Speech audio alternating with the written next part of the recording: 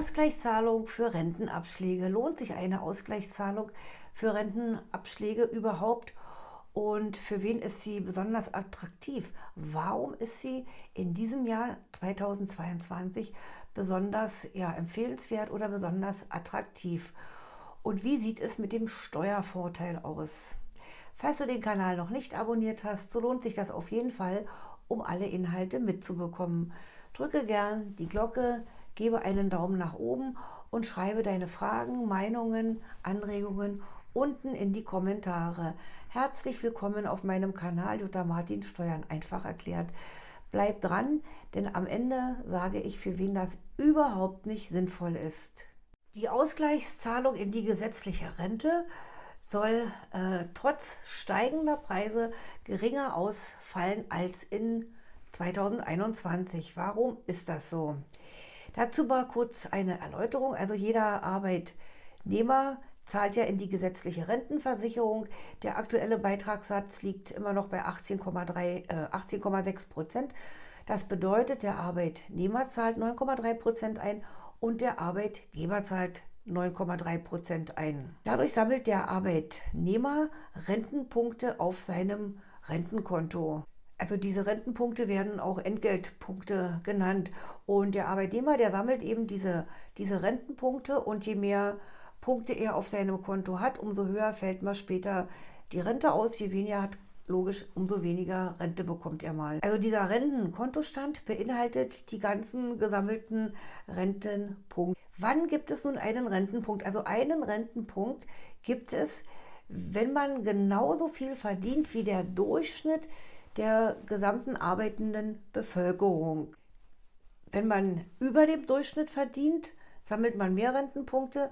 Verdient man unter dem Durchschnitt, hat man logischerweise weniger Rentenpunkte. Rentenpunkte gibt es also nicht nur während der Berufstätigkeit, sondern auch für andere Zeiten, zum Beispiel Kindererziehungszeiten, Bezug von Arbeitslosigkeit, Zeiten der Berufsausbildung, Pflege von Angehörigen und noch einige andere. Das Durchschnittsentgelt aller Versicherten wird jedes Jahr neu berechnet. Ja, und nun sollen trotz steigender Preise die Ausgleichszahlungen in die Rentenkasse günstiger ausfallen in 2022 als das 2021 der Fall war. Es klingt etwas kurios, aber es ist tatsächlich so. Ich erkläre gleich warum. Der Preis für einen Rentenpunkt, der sinkt im Jahr 2022 und wird dadurch für einige attraktiver. Also viele sind ja gar nicht daran interessiert, zusätzlich in die gesetzliche Rente einzuzahlen, weil sie auch gar nicht die möglichen finanziellen Mittel dazu haben. Aber es gibt durchaus nicht wenige Menschen, die davon Gebrauch machen und in die Rentenkasse einzahlen, also diese Sonderzahlungen in Anspruch nehmen, um ihre Rente später aufzubessern oder um ohne Abschläge in Rente gehen zu können. Ich betone hier ausdrücklich, ich empfehle keinem, in die Rente zusätzlich einzuzahlen. Es ist keine Empfehlung. Es ist lediglich eine Möglichkeit, liebe Zuschauer, die ich euch hier aufzeige, was man machen könnte, um auch Steuern zu sparen und auf der anderen Seite seinen Rentenanspruch zu erhöhen oder eben vorzeitig ohne Abschläge in Rente gehen zu können. Also bitte, es ist keine Empfehlung meinerseits. Ja, Fakt ist auch, dass die deutsche Rentenversicherung überhaupt nicht daran interessiert ist, dass ihr Sonderzahlungen leistet. Es bedeutet für die Mitarbeiter der deutschen Rentenversicherung natürlich einen wesentlich höheren Arbeitsaufwand. Und bei der gesetzlichen Rente ist es anders als bei der privaten Rente. Sie bekommen keine extra Provision dafür. Ja, und viele scheuen sich vor diesem zusätzlichen Arbeitsaufwand. Und deshalb könnte es sein, wenn du jetzt bei der Rentenversicherung anrufst und nachfragst, dass dir der Mitarbeiter bei der deutschen Rentenversicherung eher sogar abrät. Es kann sein, es muss nicht sein. Aber die Erfahrung zeigt es bisher. Der Grund für die günstigen Extrapreise zur gesetzlichen Rentenversicherung liegt im vorläufigen Durchschnittsentgelt, das von 41.541 Euro im Jahr 2021 auf nur 38.901 Euro im Jahr 2022 sinkt. Ich blende die Zahlen auch gleich nochmal ein. Und dieses vorläufige Durchschnittsentgelt für die deutsche Rentenversicherung ist die Berechnungsgrundlage für den gesamten, ja, Ausgleichsbetrag oder auch einen Teilbetrag darauf. Der Beitragssatz in der gesetzlichen Rentenversicherung betrug im vorigen Jahr 18,6% und ist auch aktuell im Jahr 2022 bei 18,6%. Wenn man jetzt diese 18,6% von dem Durchschnittsentgelt von 2021 nimmt, das waren diese 41.541, dann kommt man 18% davon, 18,6% davon, dann kommt man auf 7.727 Euro. In diesem Jahr ist dieses Durchschnittsentgelt gesunken auf 38.901 Euro und deshalb zahlt man pro Rentenpunkt nur 7.236 Euro. Das sind also 491 Euro weniger gegenüber dem Vorjahr.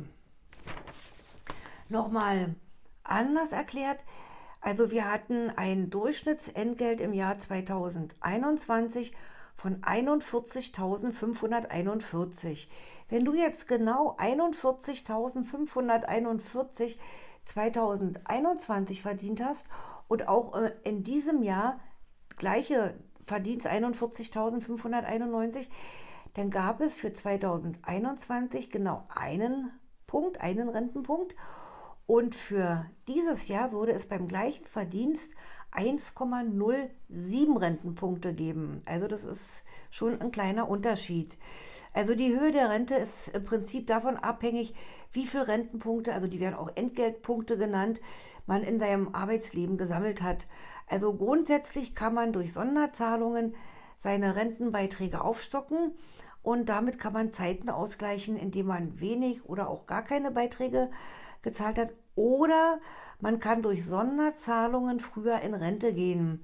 Also gegebenenfalls ohne Abschläge. Das hängt ja immer davon ab, wie viel man selber einzahlt. Nochmal zur Erinnerung. Pro Monat, den man früher in Rente geht, muss man einen Abschlag von 0,3% in Kauf nehmen. Will man ein ganzes Jahr früher in Rente gehen, sind das natürlich 3,6% Abschlag. Will man 2 Jahre eher in Rente gehen, sind es schon 7,2% Abschlag. Und das kann man eben durch diese Sonderzahlungen ausgleichen. Aber auch für die Sonderzahlungen gibt es bestimmte Fristen. Also es gibt da tausende von Fristen. Ich will jetzt hier nur mal auf eine eingehen. Und zwar, wer vor Erreichen der Regelaltersgrenze in Rente gehen möchte, der kann ab dem 50. Lebensjahr eben diese Sonderzahlungen leisten. Also wie gesagt, es gibt da verschiedene Grenzen, Altersgrenzen. Ich sage jetzt nur mal, wer vorzeitig in Rente gehen will, der kann frühestens ab dem 50. Lebensjahr diese Sonderzahlungen leisten. Aber wen das betrifft, der sollte sich unbedingt vorher von der gesetzlichen Rentenversicherung beraten lassen. Also es wäre sinnvoll, sich den Versicherungsverlauf anzugucken, wie viele Zeiten fehlen überhaupt und so weiter.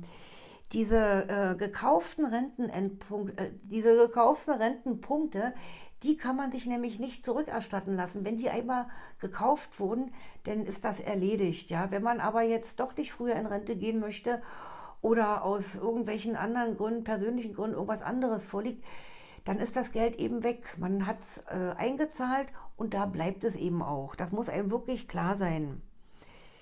So, Rentenpunkte kaufen lohnt sich, wenn, ja, wir haben ja vorhin gehört, ein Rentenpunkt über 7.000 Euro hat man nicht in der Portokasse. Das lohnt sich aber zum Beispiel, wenn man eine hohe Abfindung bekommt.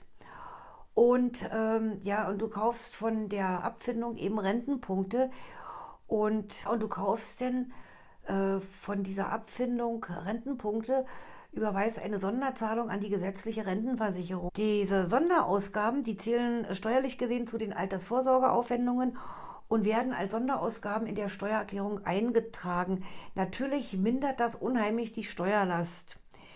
Für das Jahr 2022 sind 94% der eingezahlten Beiträge steuerlich absetzbar. Laut den Plänen der Ampelkoalition, die im November 2021 beschlossen wurden, sollen ab 2023 100% steuerlich abzugsfähig sein. Müssen wir abwarten, aber so sollte es eigentlich sein. Jeder muss für sich selber prüfen oder prüfen lassen, ob eine Verteilung von Sonderzahlungen vielleicht auf mehrere Jahre günstiger ist oder nicht. Also wen das betrifft, der sollte sich unbedingt sowohl von der deutschen Rentenversicherung als auch von einem Steuerberater beraten lassen. Also wenn man schon diese Einzahlungen leistet, möchte man ja natürlich auch diese ganzen Steuervorteile mitnehmen und will nicht, dass die Steuervorteile verpuffen. Also freiwillige Beiträge in die Rente erhöhen auf der einen Seite deine Rente und können natürlich auf der anderen Seite Steuern sparen. Es kann durchaus sinnvoll sein, aber es macht natürlich in vielen Fällen überhaupt keinen Sinn. Hast du einen kritischen Gesundheitszustand, der deine Lebenserwartung vielleicht verringert? Ich muss das mal so krass sagen. Denn macht es überhaupt keinen Sinn, in die gesetzliche Rentenversicherung solche Sonderzahlungen zu leisten, weil es dauert, ist bei jedem anders, aber mindestens 15 Jahre, ehe man überhaupt auf eine Rendite von 0% kommt. Und das muss man sich gut überlegen. Und in solchen Fällen kann man das vorhandene Geld, also falls es vorhanden ist, wesentlich sinnvoller einsetzen. Ja, es handelt sich eigentlich immer um eine Einzelfallentscheidung. Es gibt Menschen, die machen davon Gebrauch, um überhaupt eine Rente zu bekommen. Also bei mir in der Familie war das auch so, dass mein Schwiegervater für meine Schwiegermutter eingezahlt hatte, dass sie überhaupt eine kleine Rente bekommen hat. Ich kenne auch andere Fälle, aber es gibt auch viele, die sagen, um Gottes Willen, Tausende von Euros, die gebe ich lieber anders aus, machen schönen Urlaub, wie auch immer. Ja, liebe Zuschauer, das war's für heute.